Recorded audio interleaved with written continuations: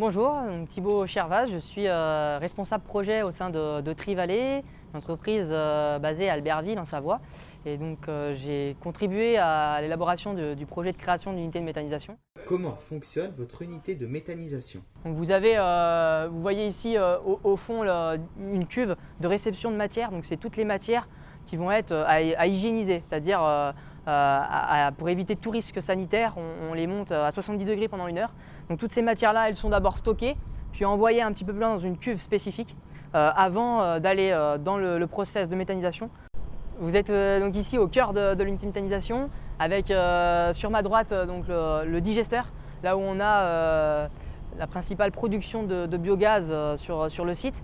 Où on retrouve la matière organique mélangée avec les bactéries et donc en absence d'oxygène qui permet cette production de gaz. Aussi on a une température d'environ 37 degrés qui doit être régulière pour favoriser tout cela. Et sur ma gauche donc on voit de loin cette deuxième grosse cuve qui est une cuve qu'on appelle de maturation, où on a encore un petit peu de production de gaz que l'on va pouvoir valoriser, et ça nous permet surtout de stocker la matière avant épandage sur les terres des agriculteurs. Quelle quantité de déchets traitez-vous chaque année? Aujourd'hui, elle traite environ 8000 tonnes de déchets par an, une majorité de déchets agricoles, donc du fumier et du lisier bovin, et d'autres déchets organiques provenant du territoire. Toute cette matière organique, donc, elle est digérée, elle permet la production de biogaz et donc à la fin d'électricité, environ 1800 à 2000 MWh par an électrique. Donc, par exemple, sur une consommation d'un ménage environ qui peut aller jusqu'à 5 MWh électriques par an, voilà, on a un petit peu les quantités que cela peut produire.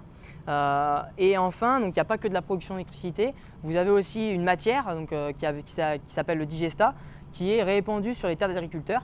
Donc ça permet de remplacer par exemple des engrais chimiques et donc d'avoir une matière 100% naturelle qui est épandue sur les terres. Comment s'organisent les collectes à la panière? Tous les lundis, où on a donc notre camion spécifique pour les biodéchets qui vient collecter les différents bacs donc des établissements.